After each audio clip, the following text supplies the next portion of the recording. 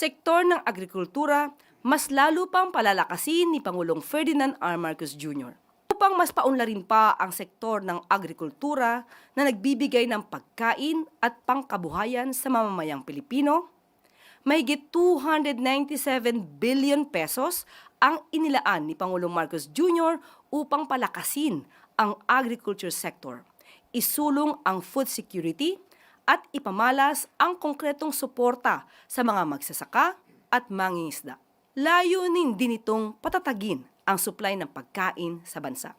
Para kay Pangulong Marcos Jr., nararapat lang na itaguyod ang sektor ng agrikultura dahil ito ang pinagmumulan ng ating makakain. Malaking bahagi ng pondo ay inilaan sa farm-to-market roads dahil kung may maayos na daan, mas mabilis na maibebenta ang mga ani at tumataas ang kita ng mga nasa sektor ng agrikultura.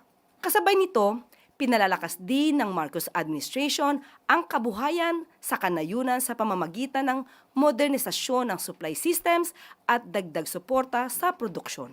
Bukod sa produksyong pang-agrikultura, prioridad din ng Pangulo ang mga Agrarian Reform Beneficiaries o ARBs sa pamamagitan ng mga programa ng pamahalaan. Dahil para kay Pangulong Marcos Jr., ang lupa ay hindi lang titulo sa papel, kundi para magbunga ng disenteng kabuhayan at makapagbigay ng sapat na pagkain sa hapagkainan.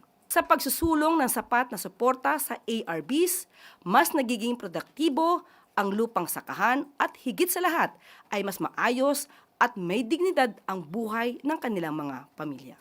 Sa administrasyon ni Pangulong Marcos Jr., sulit ang bawat sentimo sa pamumuhunan sa sektor ng agrikultura.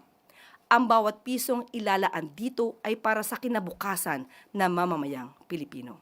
Ang mga ito ay alinsunod sa isinusulong na isang pantay-pantay, masagana at mapayapang bagong Pilipinas.